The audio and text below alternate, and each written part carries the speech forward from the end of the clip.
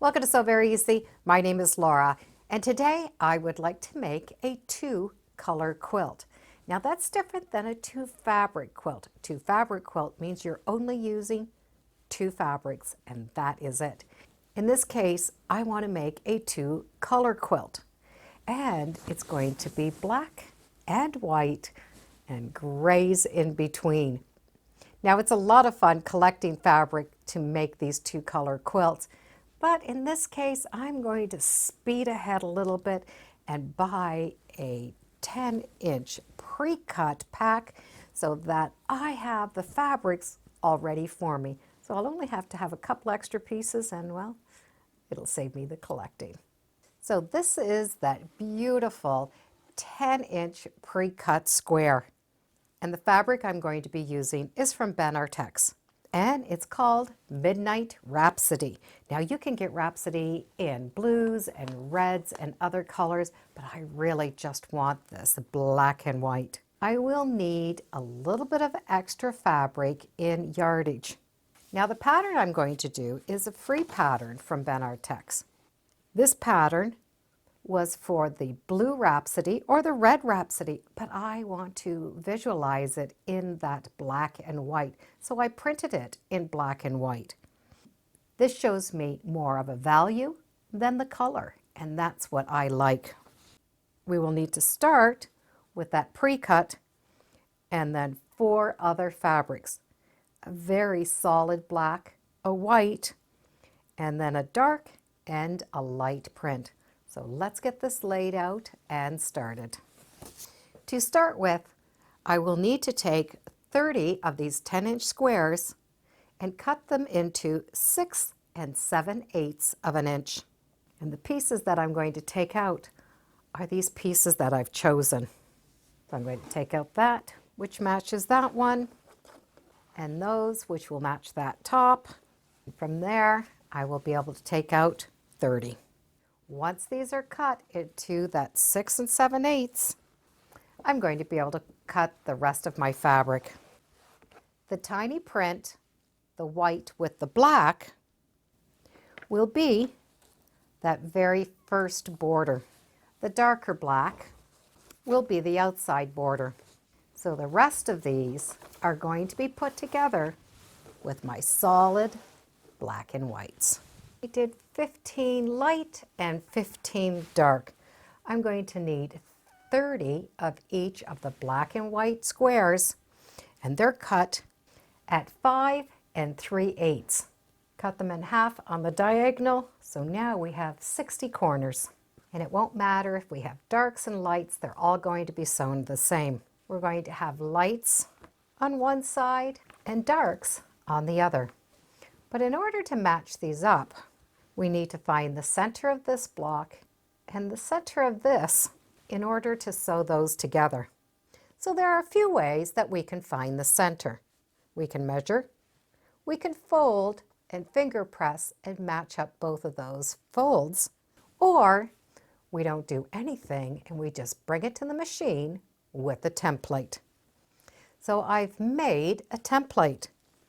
The template matches my triangle, and I have the center. Then I'm going to match up the square and draw the square lines. You could do the whole template or just a portion of it. And I'm going to tape this onto my machine bed. And I'm going to sew all of my pieces with this paper. Let me show you. So I'm going to take that template and I'm going to tape it onto my surface. I like to start with my larger pieces to my left side and the smaller ones to my right. And as I stitch, I fold them this way and put them through the needle. So this is the way I'm going to want the template. If you do it opposite or another way, you just have that template in the direction that you want. So I'm going to slide that piece over, take that top one, flip it over so that my right sides are touching, and match up that point, and right here I can just put a little pin. Then I'm going to be able to slide this right to my needle, and I'll sew just a couple of stitches. take this first needle out, transfer it right over here to the end, and pin that end together. So I'm going to be able to drive with this pin. I'm going to hold that down and stitch.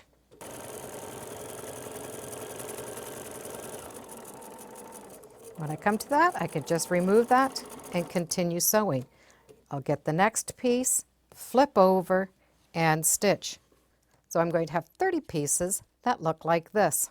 Then I'm going to do the opposite side.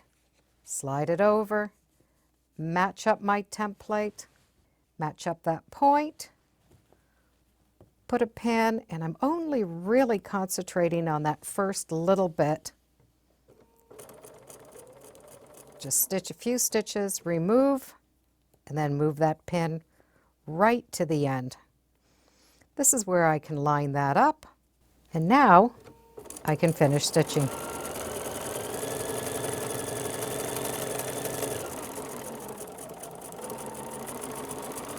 So I have now sewn on both sides and they're centered. Once those both ends have been put on, we're going to be able to press them. And then I'm going to trim off the tails. And a pair of scissors will work just fine. For that next row of stitching, I'm still going to be able to use this template. If I just pull that down, I'm going to see where that corner goes. Line up that quarter piece, flip that up. I can still see my little point. So I'll match up that point and do the same thing. I'm just going to pin that top a little bit until I start stitching. Once I've anchored that corner on with a couple of stitches, remove the pin and relocate it right to the end. And sew on that corner. And I'm going to be able to do the two white sides the same way. Once those corners are sewn on, our block should equal 9.5 inches.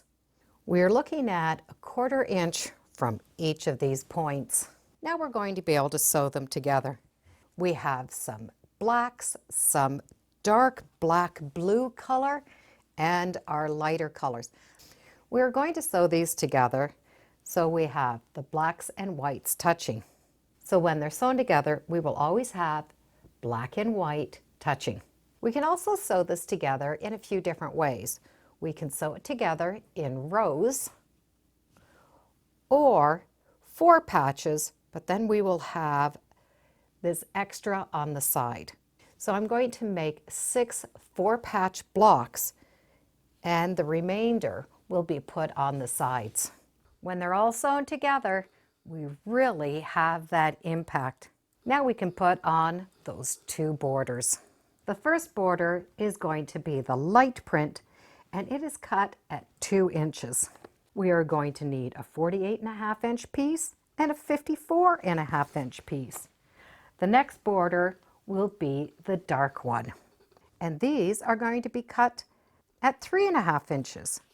We're going to need a 54.5 inch piece and a 57.5 inch piece. And when we get those borders on, we will end up with a quilt that's 54 inches by 63 inches. The 2 borders are on. The quilt is now done. That black and white really is a striking quilt. And that solid black and white really does emphasize all of the blacks and whites. Now, in order to match up those pieces, I did use a template. It sort of speeds up that process of having to find those middle points. Now, the measurements are very exact in the pattern, and if you like to trim down, you can always make those black and white squares a little bit bigger when you start. But when you put them on, they're going to be bigger pieces and you're going to be able to trim them down. I would recommend that you make 1 block out of scrap fabric first and see if you like that template method. If you like that template method, then cut the entire quilt, have some fun, and get it done. I'll put a link in the description to the free pattern from Benartex. And as always, thank you for joining me today on Sew Very Easy. Feel free to subscribe. I'm on Facebook, Instagram, and I have a newsletter. It's all free under Sew Very Easy. Thanks again. Bye for now.